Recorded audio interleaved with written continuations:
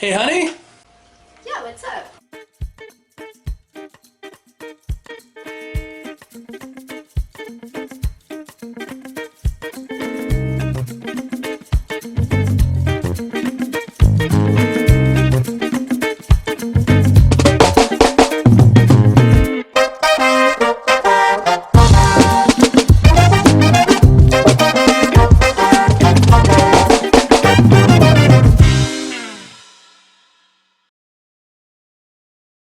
Hey, everybody. I'm Fen, and this is Retro Reviews, a review show where we go through my copious amounts of gaming books and other paraphernalia one at a time.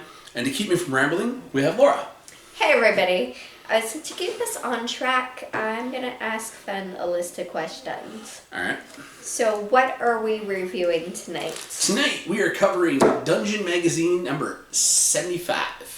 Okay, so what is Dungeon Magazine? Dungeon Magazine was one of two magazines written as companions to the Dungeons and Dragons game.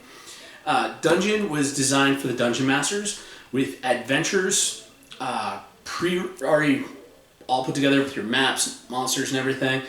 A lot of these were actually written by DMs and fans of the game. They weren't actually hired by the company. They could just write their adventures and submit them in to get published. And a lot of game designers got their start actually writing some of the early issues. Okay, cool. So where'd you get this magazine? I got this from the Mr. Paperback bookstore in Ellsworth on a trip down to the island in Maine one summer. Okay, cool. Can you give us a quick synopsis of the adventures inside? Yeah. So, in this issue, we had the adventures. The first adventure in the magazine is called Nonprofit Organization. Basically, a trio of hags are tricking a town to bring all their valuables to their lair by causing all these different natural disasters and giving like a local member of the community like the visions in his dreams. So. That's fun. And some of the things I liked out of that adventure was there's a really nice laid out stock village map in there to use. There's also a really interesting detailed map for the Hag's Lair. And if you're looking to run that kind of adventure, it was designed for like levels 4 through 7. Another cool thing about this magazine is it's one of the old Advanced Dungeons and Dragons ones. So they didn't really have like play at this specific level. They gave kind of like level ranges for people to play those games at. The next adventure was the Amulet and the Underdark. There's two kingdoms that are about to go to war, but Mystical Amulet had been stolen by underground dwarves. So you had to like go into the Underdark to get the amulet back. Mm-hmm. That one was for like levels 5 and 7.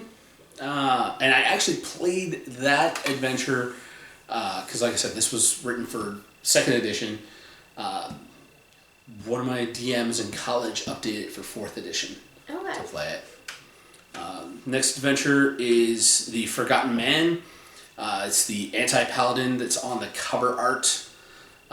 He has basically anti-paladin is like a holy warrior for an evil god. Mm-hmm. He's lost his memories and is trying to become a worshiper of a good god, but his old partner in crime is all like, dude, you're not good, you're evil, come back to the dark side and the heroes have to try to stop him from getting his memories back. I thought that was a really cool adventure to run.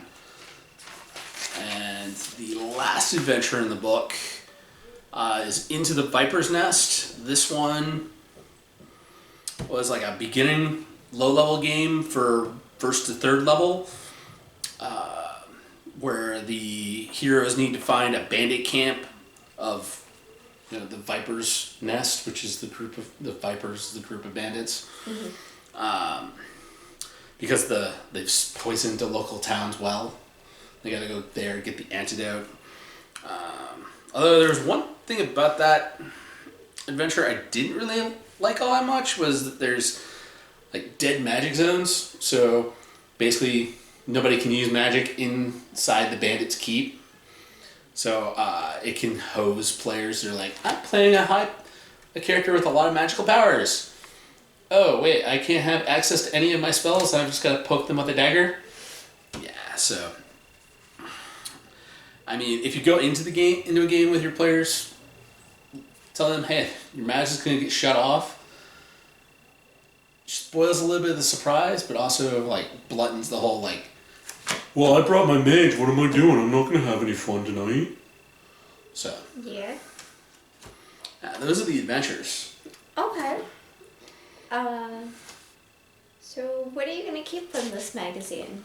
I think I want to keep the. I really like. There's not like there's a good amount of maps. I can easily photocopy or scan those just to have some stuff on hand. I like having a lot of stock maps. I think I'm actually planning on keeping the Forgotten Man adventure. I really do like that idea. I want to run through that one and play it. Also, just grabbing like the rules for the dead magic zones. Yes, I know it's a bit of a feel bad experience if you spring it on your players and not letting them know that it's going to happen. But if you drop some hints that there's an area that there's dead magic zones, let them have a little bit of a backup thing to play with. So you're not your character's completely useless. So.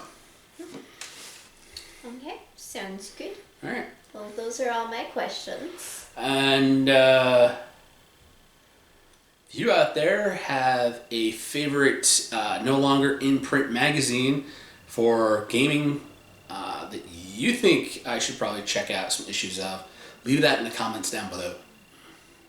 And we'll see you next week for another Dungeon magazine.